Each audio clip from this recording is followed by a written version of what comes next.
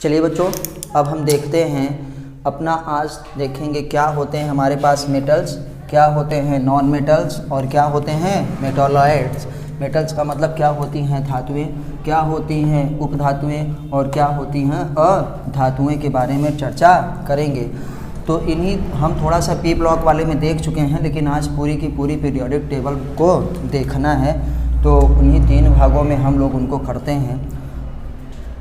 तो आज ये हम लोगों को दिखना है मेटल्स, नॉन मेटल्स और क्या है मेटालॉइड्स। तो जिसको हम लिखेंगे पहले, ये हमारे पास मेटल्स, क्या है मेटल्स। मेटल्स मीन्स बेटा क्या है धातुएं।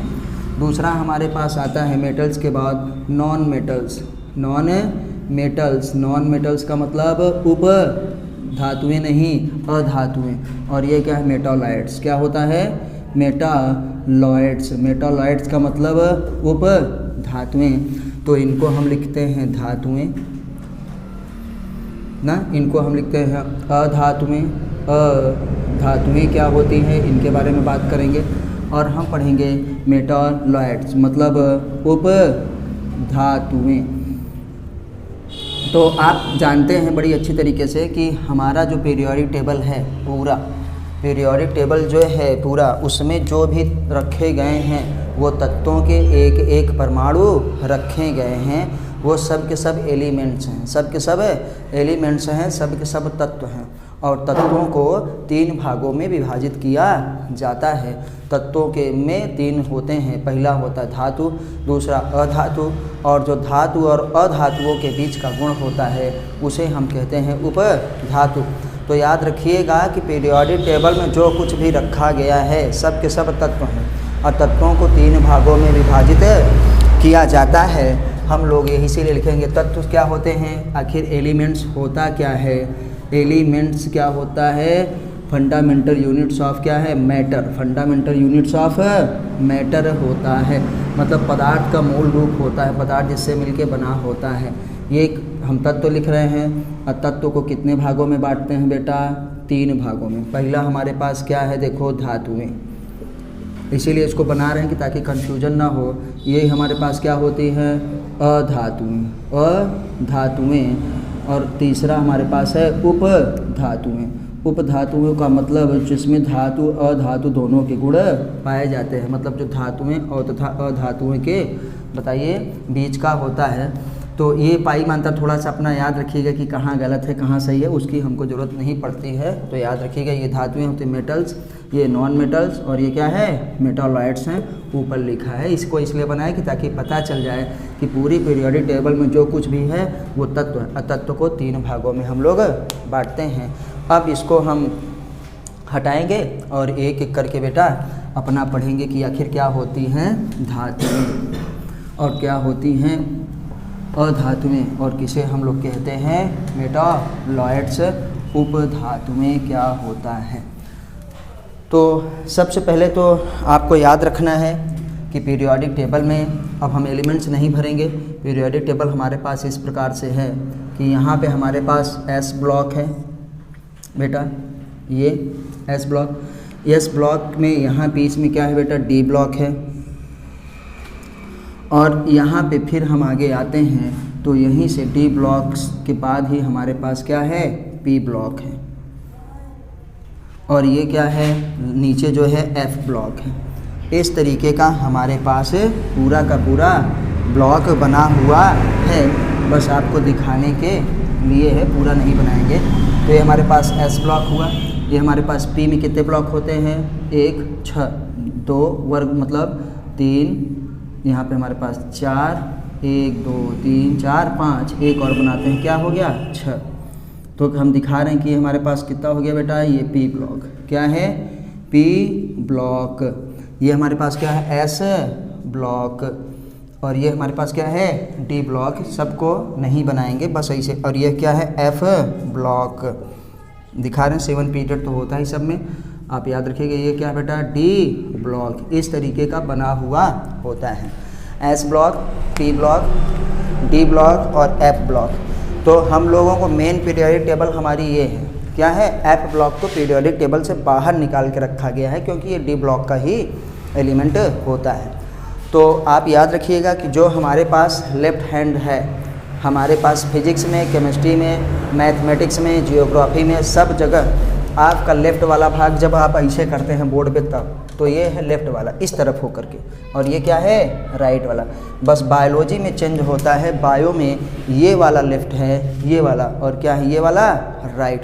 बाकी आपको फिजिक्स में, केमिस्ट्री में, मैथमेटिक्स में, जियोग्राफी में ये भाई लेफ़्ट है, ये क्या है राइट है। इधर जब आप फेस आपका कहाँ पे हो बोर्ड की तरफ, तो हम पीरियोडिक टेबल में आप ये देख चुके हैं एस है, पी है, डी, हम इसी में लिखेंगे कि पीरियोडिक टेबल में आवर्त सारणी में जो लेफ़्ट साइड होते हैं, आवर्त सारणी में हमारे पास जो लेफ़्ट साइड है वो सब के सब क्या है मेटल होते हैं। क्या होते हैं मेटल। आवर्त सारणी में बाईं तरफ क्या है, बाईं तरफ धातुएं पाई जाती हैं। क्या बेटा, धातुएं पाई जाती हैं।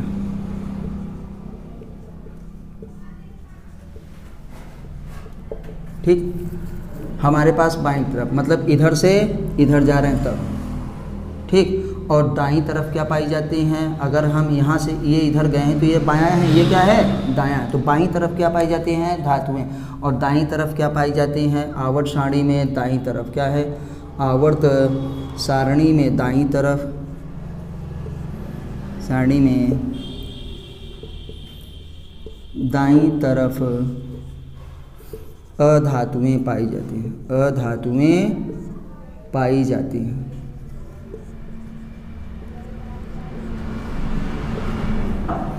कहने का मतलब ये हुआ बेटा कि मगर हम इधर से इधर जाएंगे तो क्या होगा, धातुओं के गुण कम होंगे, धातुओं के क्या होंगे गुण कम होंगे।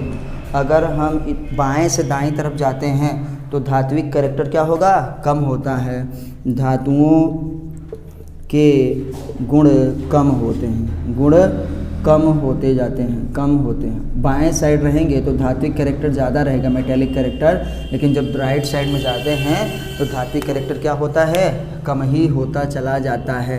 तो पीरियोडिक टेबल में बाईं तरफ जो कुछ भी है वो धातुएं हैं, और पीरियोडिक टेबल में दाहिनी तरफ जो है वो अधातुएं होती हैं। तो एस ब्लॉक वाले, डी ब्लॉक वाले ना सब के सब धातुएं होती हैं। पी ब्लॉक में ही कल हम आपको बताए थे कि पी ब्लॉक का इधर जो जिग जैग लाइन खींचे थे ना, जिग जैग लाइन कौन कौन सी थी हम जानते हैं, बोरान से स्टार्ट था ना, हम लोग उसको कभी सिलिकन लिखते हैं, जर्मेनियम लिखते हैं, आर्सेनिक भी लिखते हैं, एसबी, टेलुरियम, पोलोरियम, स्टाटीन भी लिख देते हैं।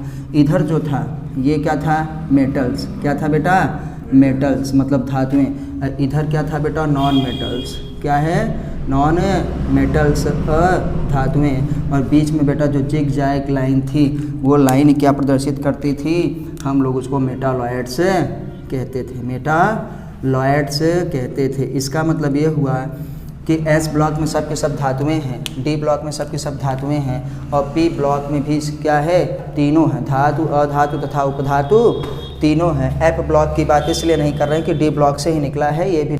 तो अब हम इनको मिटा करके पूरा का पूरा धातुएं लिखेंगे, पूरी की पूरी लिखेंगे। अधातुएं क्या होती हैं और उपधातुएं क्या होती हैं। बस आप इतना याद रखिएगा कि आवर्त सारणी में देखो ये बायां भाग है, ये दायां भाग, तो जैसे जैसे हम बाएं भाग की तरफ आएंगे left hand side metallic character बढ़ेगा, और जैसे जैसे हम राइट साइड जाएंगे मेटेलिक कैरेक्टर क्या होगा डिक्रीज होगा, उसमें अधातुओं के गुण आने लगेंगे। तो अब हम हेडिंग डालेंगे आखिर क्या होता है मेटल्स।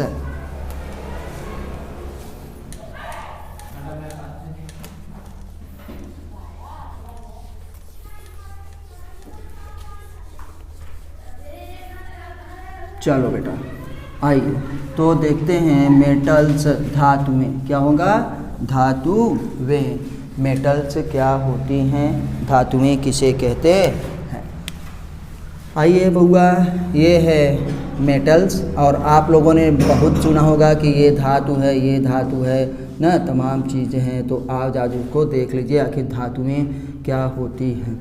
तो हम पहली बात जानते हैं कि आवर्त सारणी में धातुएं किधर होती हैं बाईं तरफ, किधर होंगी बाईं तरफ। तो क्या लिखेंगे धातुएं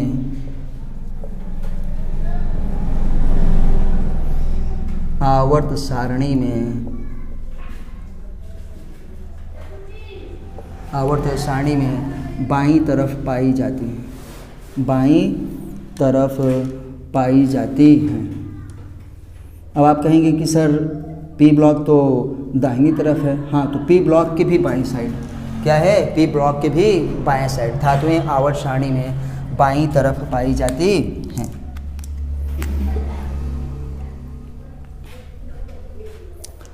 चलिए दूसरे पॉइंट में बेटा ऐसा है कि आवर्त सारणी में जितने भी तत्व हैं, आवर्त सारणी में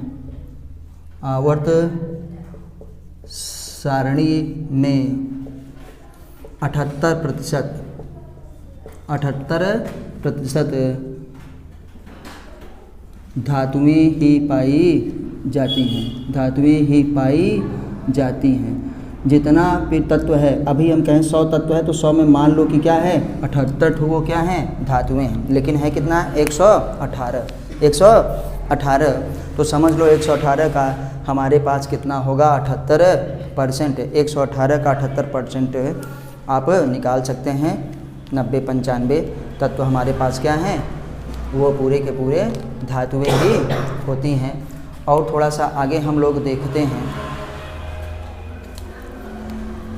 अब धातुओं के मेन कैरेक्टर पे आते हैं। धातुएं क्या होती हैं, पहली बार जब नई रहती हैं, क्या रहती हैं, नई रहती हैं। नई धातुएं चमकदार होती हैं, नई धातुएं चमकदार होती हैं, चमकदार होती हैं। चमकदार होती हैं का मतलब उसमें शाइनिंग पाई जाती है, वो शाइन करती हैं ना, तो शाइनिंग होता है उसमें। आप जानते हैं सरिया नहीं आती है, नया बर्तन आता है तो देखो वो क्या होता है, चमकदार होता है। क्या होता है बेटा, चमकदार होता है। धातुएं क्या होती हैं, मैलिएबल, मतलब क्या है, आघातवर्ध होती हैं, आघातवर्ध होती हैं। आघातवर्ध का मतलब आघातवर्ध, बेटा ये रहेगा, आघातवर्ध होती हैं मतलब मैलिएबल।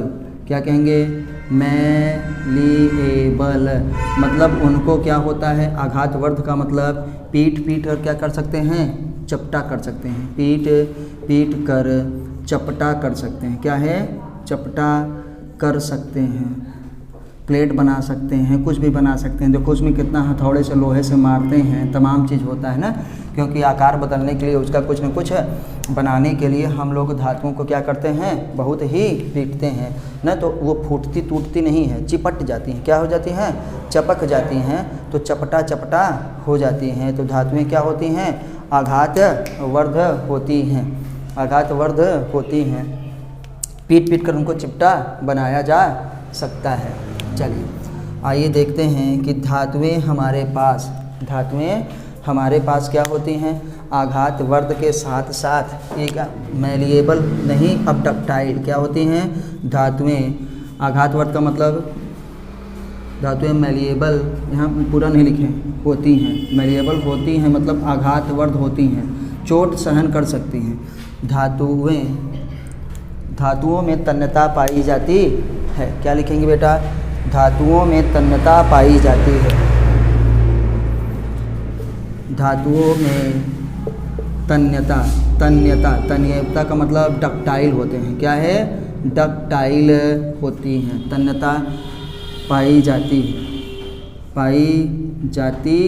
है। आपने 10th में पढ़ा होगा बउआ कि तन्यता का मतलब हम उसको तान सकते हैं। क्या है, खींच के तान सकते हैं। सोना को आप देखे हैं ना, पीट के सोनार कितना पतला धागा बना सकता है, मतलब उसके धागे तक बनाया जा सकता है। सोने के धागे से लोग सिलाई तक करते हैं। साड़ियों में जो आती हैं ये साड़ियाँ डिजाइनिंग वाली, उनमें भी सिलाई हुई रहती है। तो समझ लो जो 1-1.5 लाख की साड़ियाँ होती होंगी, तो तन्यता पाई जाती है। तो क्या लिखेंगे, इसका एग्जाम्पल क्या है तन्यता का, हम लोग हाई स्कूल में पढ़े, उसको याद रखना। 1 ग्राम सोने से, 1 ग्राम गोल्ड से, 1 ग्राम सोने से क्या है, 2 किलोमीटर लंबा तार बनाया जा सकता है। 2 किलोमीटर लंबा तार बनाया जा सकता है, लंबा तार बनाया जा सकता है। सबसे ज़्यादा तन्यता इसी सोने में ही पाई जाती है। क्या है, सबसे ज़्यादा तन्यता सोने में ही पाई जाती है। बेटा 1 ग्राम केवल से सोचो, इतना पतला वो कर देते हैं कि कि इसको तार भी बना सकते हैं। इसीलिए धातुओं के ही तार बनते हैं, तमाम चीज़ें धातुओं की बनती हैं, तमाम चीज़ों को हम लोग देखे हैं। अच्छा, धातुओं के और गुण आते हैं कि धातुओं में मैलिएबल होती हैं, डक्टाइल होती हैं, न धातुएं चमकदार होती हैं। अब हम आते हैं कि हमारे पास जो है कि धातुओं में क्या है, धातुओं में हीट एंड इलेक्ट्रिसिटी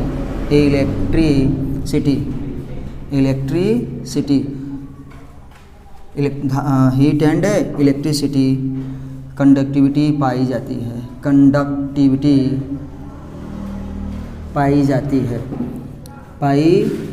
है। ऐसा है बेटा, कंडक्टिविटी का मतलब चालन। तो कुल मिला के इसको क्या लिखेंगे कि धातुएं हम क्या करेंगे, ऊष्मा और विद्युत का चालन करते हैं। धातुएं ऊष्मा और विद्युत का चालन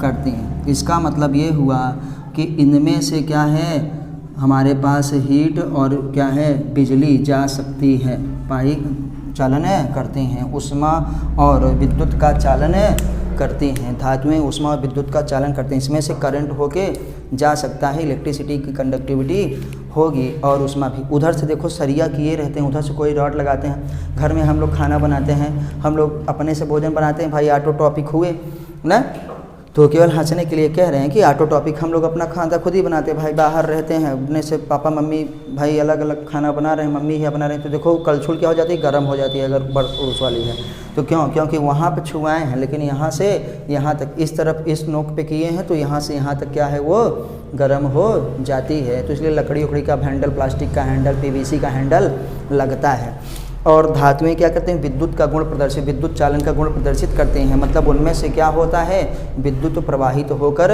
जा सकता है।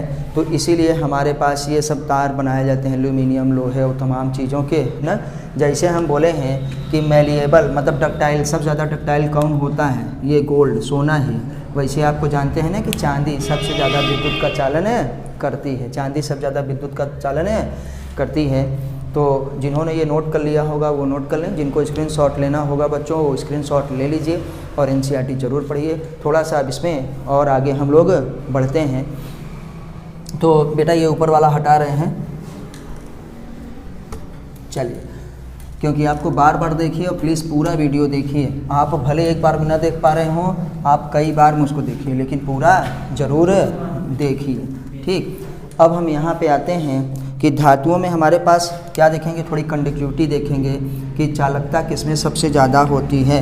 तो याद रखिएगा आप, Ag मतलब हम आपको बताए थे Ag न अंजलि, क्यों क्या है, औरों की तरह एल्यूमिनियम से लोहा हो गई, जब तक प्यार था तब तो बेचारी एल्यूमिनियम की तरह सॉफ्ट थी, लेकिन जब टकरार हो गया तो हो गई लोहा।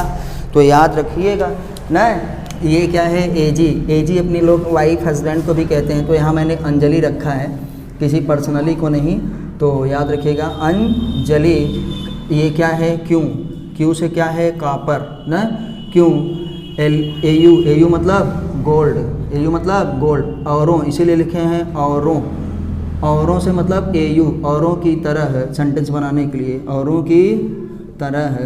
ये क्या है, एल्यूमिनियम, क्या है बेटा, aluminium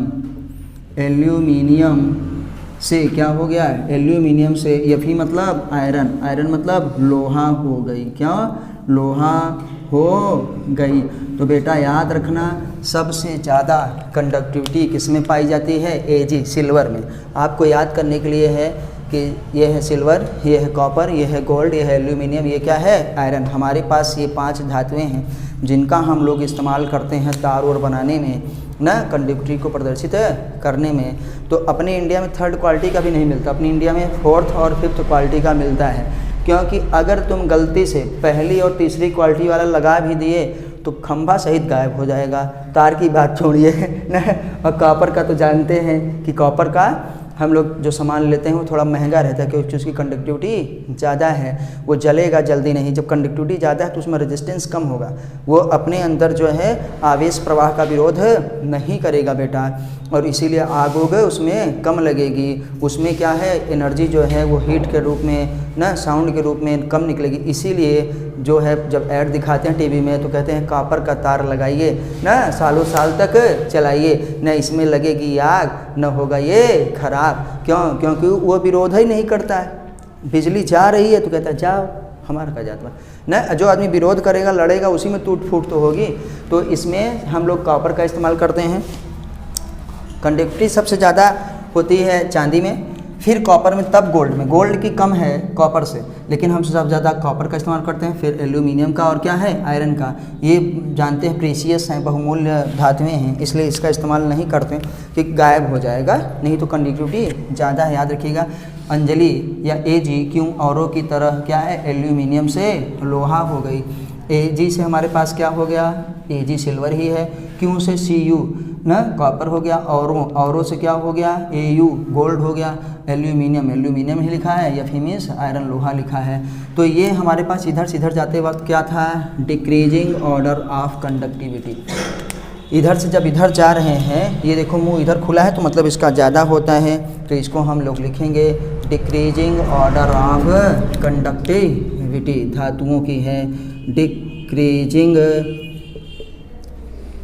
order of conductivity. Conduction मतलब चालन का क्या है, घटता हुआ क्रम, इधर से इधर घटेगा। एक पॉइंट और बचता है धातुओं में कि धातुएं क्या होती हैं, कमरे के ताप पर ठोस अवस्था में पाई जाती हैं। कमरे का ताप मतलब हमारे पास बेटा जानते हैं आप 25 डिग्री सेंटीग्रेड के आसपास। आदर्श नहीं करें, आइडियल रूम टेम्परेचर 25 डिग्री के आसपास 298 केल्विन ओल्विन के आस पास होता है। लास्ट पॉइंट है धातुओं का। धातुएं सामान्य कमरे के ताप पर, यही है हिंदी में लिखने का नतीजा। धातुएं सामान्य मतलब क्या है, कमरे के ताप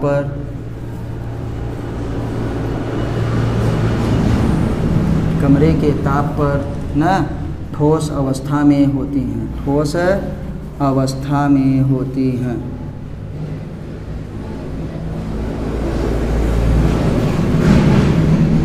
अच्छा, इसका बेटा एक्सेप्शन है, अपवाद है ना हमारे पास। अपवाद क्या कहेंगे हम लोग, अपवाद की बात करते हैं। एक्सेप्ट क्या है,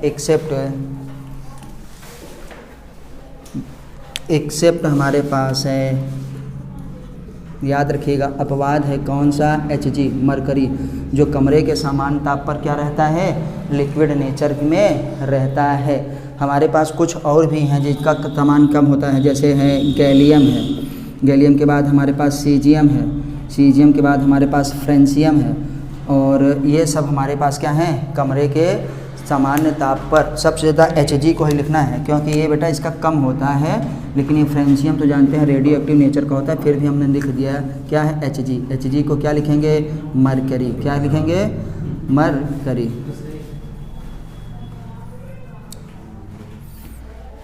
Hg हम लोग इसको लिखते हैं कि ये सबसे कम कमरे के समान ताप पे सबसे कम होता है। मरकरी को हिंदी में क्या कहते हैं, पारा। क्या कहते हैं, मरकरी। ये क्या है बेटा, मरकरी मीन्स पारा।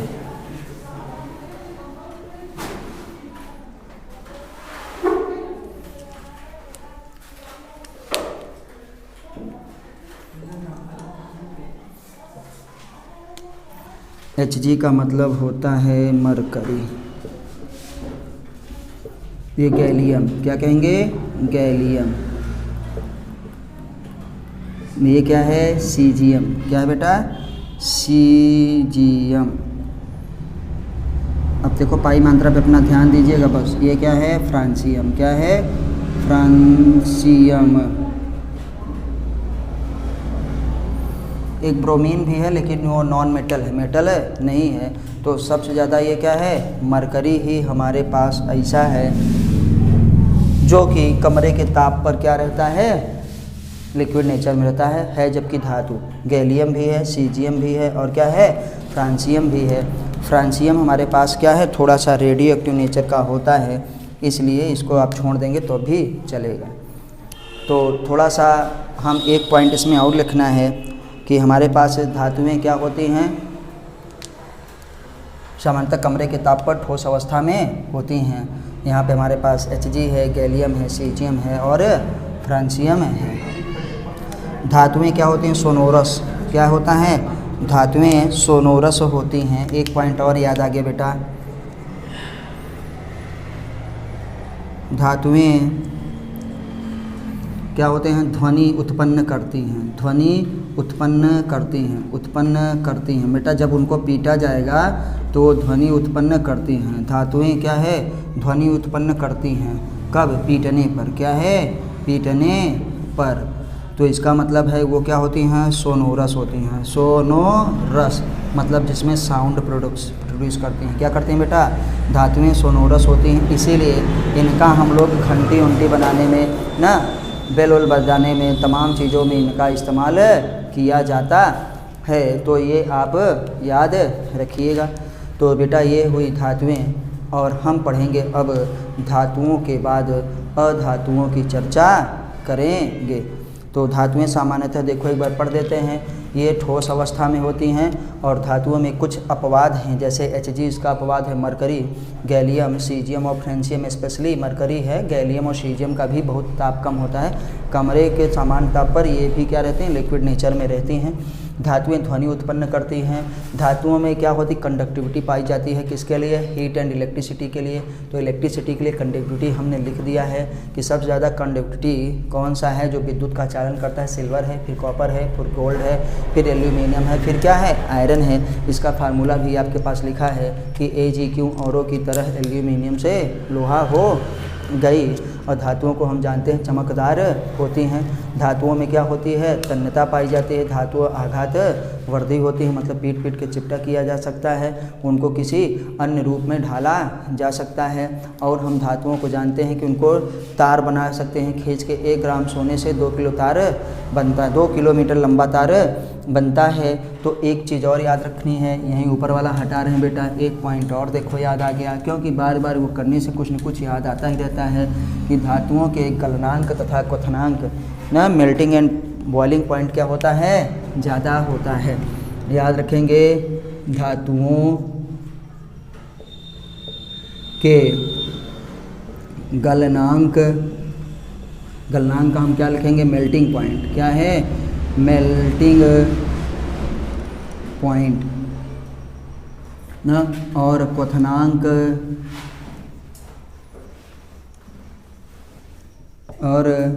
क्वथनांक को क्या लिखेंगे बेटा हम लोग, बॉइलिंग पॉइंट।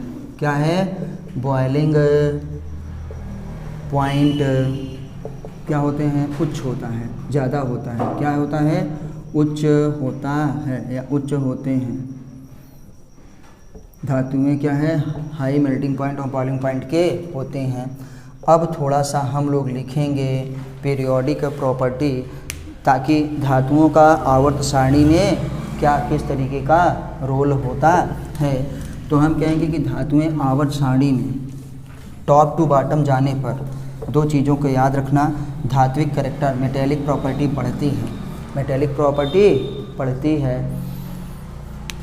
तो हम कहते हैं आवर्त सारणी में, पीरियोडिक टेबल में, आवर्त सारणी में, इन पीरियोडिक टेबल, आवर्त सारणी में, आवर्त सारणी में बेटा लेफ़्ट से राइट जाने पर, लेफ़्ट से राइट जाने पर, ये क्या है, लेफ़्ट टू राइट। क्या कहेंगे, लेफ़्ट टू राइट। यहीं पे लिख दे रहे हैं लेफ़्ट टू क्या करते हैं, राइट। लेफ़्ट टू राइट जाने पर क्या होता है, मेटेलिक कैरेक्टर डिक्रीज करता है। क्या करता है, मेटेलिक कैरेक्टर डिक्रीज करता है। मेटेलिक कैरेक्टर क्या करता है, डिक्रीज करता है, गिरता है, मतलब धात्विक गुण कम होता है। यहाँ लिख दे हैं धात्विक गुण कम होता है लेफ्ट से राइट जाने पर बेटा, लेफ्ट से राइट जाने पर धात्विक गुण कम होता है। और टॉप टू बॉटम मतलब वर्ग में, ये क्या है पीरियड्स में हमारे पास इधर जानते हैं क्या है पीरियड्स आवर्त, बाएं से दाएं जाने पर। और टॉप टू बॉटम मतलब क्या है ग्रुप में, टॉप टू बॉटम ऊपर से नीचे आने पर, टॉप टू बॉटम ऊपर से नीचे आने पर क्या होता है धात्विक गुण, यहाँ पे लिख रहे हैं बेटा मेटेलिक कैरेक्टर क्या होता है बढ़ता है, मेटेलिक कैरेक्टर इंक्रीज करता है, ये क्या है इंक्रीज करता है मतलब धात्विक गुण बढ़ता है, धात्विक गुण बढ़ता है, धात्विक गुण बढ़ता है। तो ये आपका हुआ धातुओं से संबंधित कुछ सामान्य आपको जानकारियाँ, जो कि आपको ये किसी भी दशा में याद रहनी चाहिए, किसी भी दशा में आपको ये पता होनी चाहिए, ये चीज़ें क्या हैं सामान्य हैं। बाकी अब हम लोग पढ़ेंगे अधातुएं क्या होती हैं।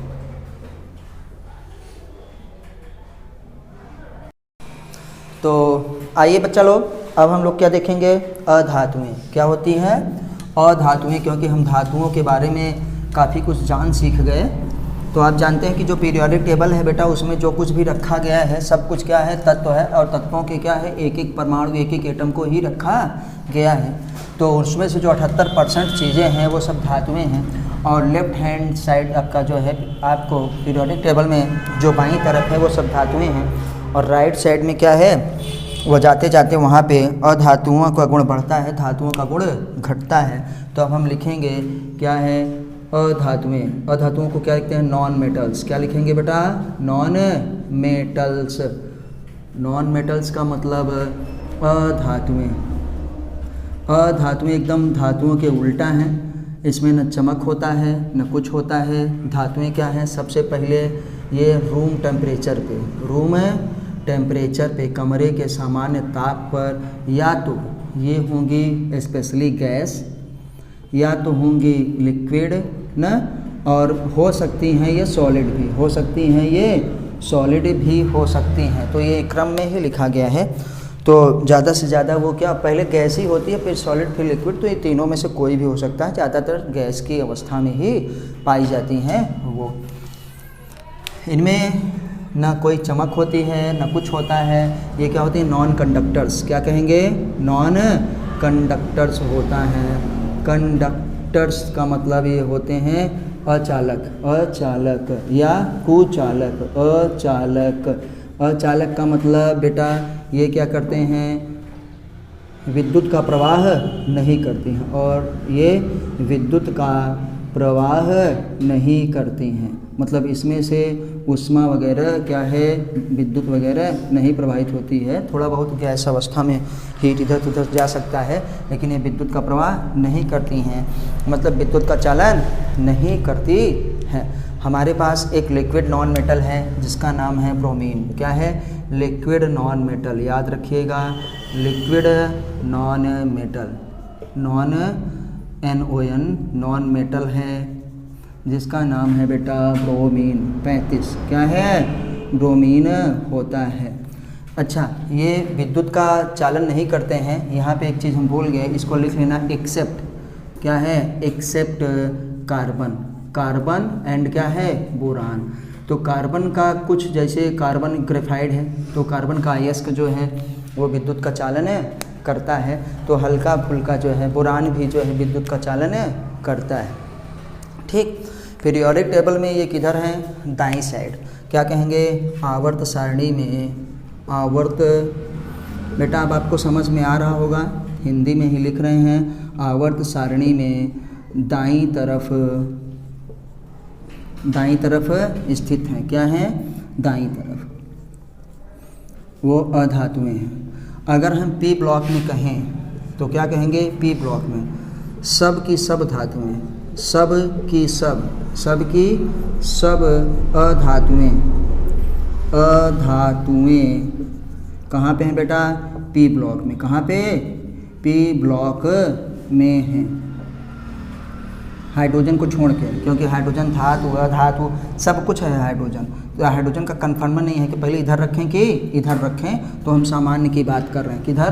पी ब्लॉक में हैं। अब आते हैं हमारे पास पी ब्लॉक में ही जानते हैं धातु अधातु उपधातु सब हैं, तो इसीलिए लिख दे रहे हैं स्पेशली कि पी ब्लॉक में धातु अधातु अधातु तथा उपधातुएं भी पाई जाती हैं, उपधातुएं भी पाई जाती हैं। आपको कल दिखाए थे पाई जाती हैं, जिन्होंने ना देखा होगा प्लीज़ पिछली वीडियो पे जाके आप सर्च कर सकते हैं। आप प्लेलिस्ट में जाइए, वहाँ पे क्लास 11th की केमिस्ट्री देखिए, लेक्चर नंबर 6, उसमें आपको सब कुछ मिल जाएगा। ये हमारा 8वां लेक्चर चल रहा है। तो आइए थोड़ा सा और देखते हैं कि पीरियोडिक टेबल में आवर्त सारणी में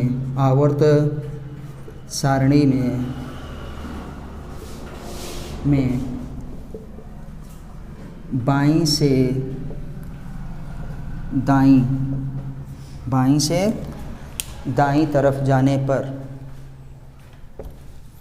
बाईं से दाईं तरफ जाने पर, ये है दाईं तरफ जाने पर अधात्विक गुण बढ़ता है। अधात्विक बेटा क्या है? गुण बढ़ता है, गुण बढ़ता है ना। तथा यहाँ से नेक्स्ट पॉइंट बना दे रहे हैं क्या? ऊपर से नीचे जाने पर, तथा आवर्त सारणी में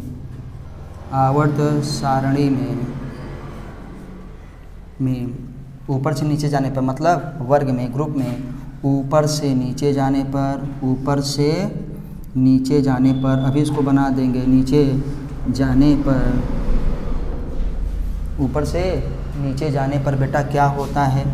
अधात्विक गुण घटता है, अधात्विक गुण घटता है, गुण घटता है। तो आप लोगों ने देखा कि हम लोगों ने क्या पता है कि ब्रोमीन क्या है? ये रूम टेम्परेचर पे गैस की अवस्था में हो सकती है, लिक्विड भी हो सकती है और सॉलिड भी हो सकती है। नॉन कंडक्टर है, ये अचालक होता है, मतलब किसी भी प्रकार से विद्युत का चालन नहीं करता है। कार्बन और ब्रोमीन को बोरान को छोड़ के, कार्बन और बोरान को छोड़ के लिक्विड नॉन मेटल्स कौन सा है? ब्रोमीन। एक ऐसा हमारे पास अधातु है जो तरल अवस्था में पाया जाता है, उसका नाम क्या है? ब्रोमीन है। नहीं तो सब आप कैसे पढ़ेंगे? हाइड्रोजन है, ऑक्सीजन है, कुल मिला के पीरियोडिक टेबल में 11 हमारे पास गैसें पाई जाती हैं। आवर्त सारणी में दाईं से बाईं तरफ स्थित होती हैं, आवर्त सारणी में दाईं तरफ स्थित होती हैं, मतलब उधर न सब के सब अधातुएं पी ब्लॉक में पाई जाती हैं। पी ब्लॉक में क्या है? धातु अधातु तथा उपधातु सभी पाए जाते हैं। आवर्त सारणी में दाईं से बाईं तरफ जाने पर न अधात्विक गुण क्या होता है? बढ़ता है, लेकिन ऊपर से नीचे जाने पर घटता है। अब हम इसी को यहीं पे, ये जो नीचे वाला पॉइंट है, इसी को हम लिखेंगे।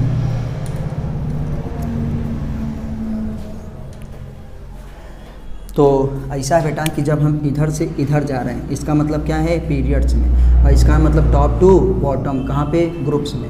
तो हम ये कह रहे हैं कि ये हमारे पास ग्रुप्स है और ये हमारे पास क्या है? पीरियड्स है। तो अभी जानते हैं ये लेफ़्ट से राइट जा रहे हैं, टॉप टू बॉटम आ रहे हैं। तो यहाँ पे अधात्विक गुण बढ़ता है, अधात्विक गुण बढ़ता है, क्योंकि हम पीछे देख चुके थे कि जब धात्विक गुण क्या है? घटता था, तो अधात्विक गुण बढ़ता है। क्या करता है? इंक्रीज करता है। और लेकिन ऊपर से नीचे आने पर अधात्विक गुण घटता है, अधात्विक गुण घटता है। लास्ट में आपका एक सब ऐसे बनाएंगे कि क्या बढ़ता है क्या घटता है पीरियोडिक टेबल में इधर।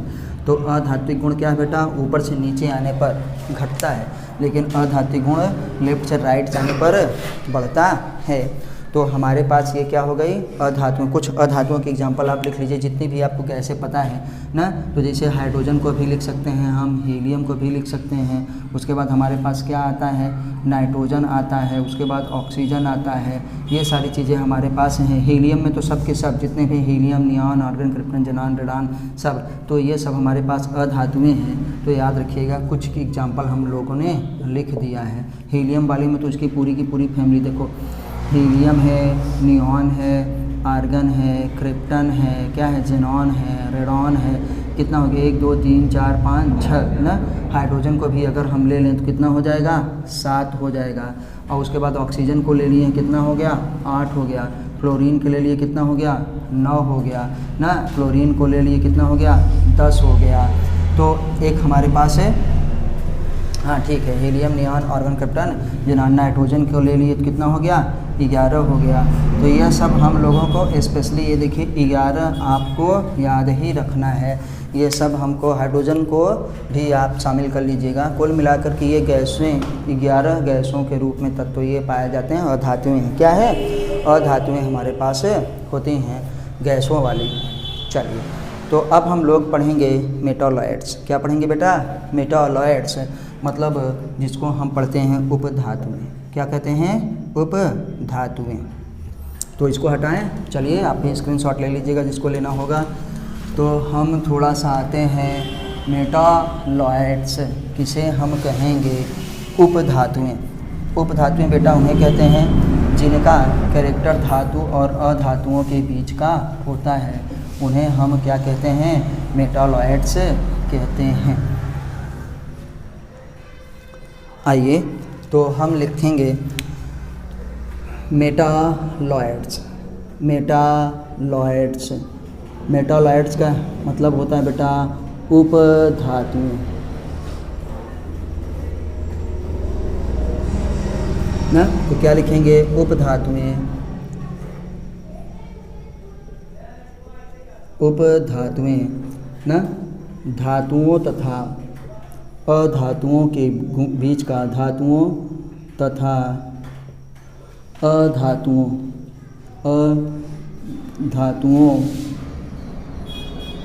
के बीच का गुण प्रदर्शित करते हैं। के बीच का गुण प्रदर्शित करते हैं।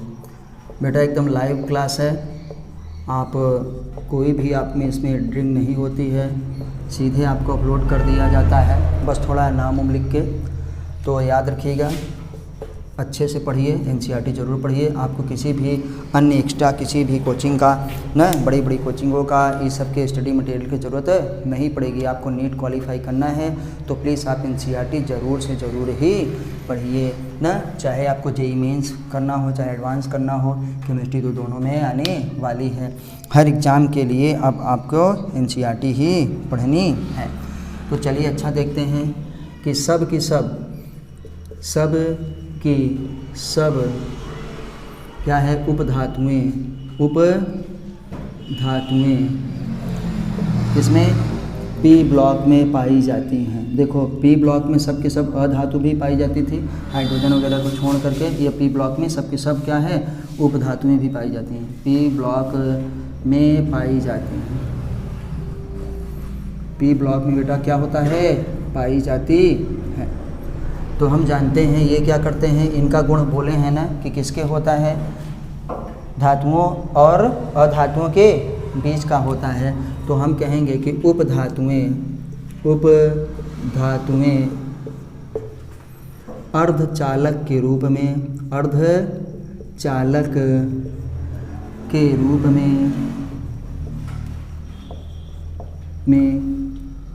इस्तेमाल की जाती हैं। आप अपने वर्डों में, अपने बोर्ड्स में लिखिएगा, ज़्यादा नंबर मिलेगा। की जाती हैं।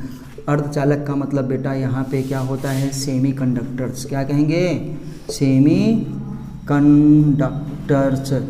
इनकी प्रॉपर्टी ये होती है कि ये क्या करते हैं, जब ताप कम रहेगा तो ये किसका गुण प्रदर्शित कर देंगे, अधातुओं का। और क्या कहेंगे, ताप बढ़ाने पर न अर्धचालक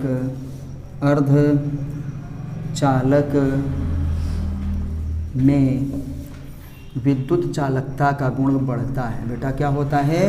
विद्युत चालकता जल्दी तो नहीं हो रहा है का गुण बढ़ता है। तो ताप बढ़ाने पर इसमें क्या है? विद्युत चालकता का गुण बढ़ता है। धातुओं में क्या होता है? उल्टा। धातुओं में क्या होता है? उल्टा। धातुओं में अगर आप ताप बढ़ाएंगे तो उनमें विद्युत चालकता का गुण घटेगा, लेकिन इनमें क्या होता है? ताप बढ़ाने पर अर्धचालक में विद्युत चालकता का गुण बढ़ता है।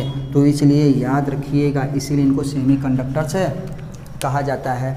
और जिग जैग लाइन करके हम आपको दिखाए थे, तो आपको वो लेक्चर नंबर 6 में मिलेगा, प्लीज़ पीछे जाके देख लीजिएगा।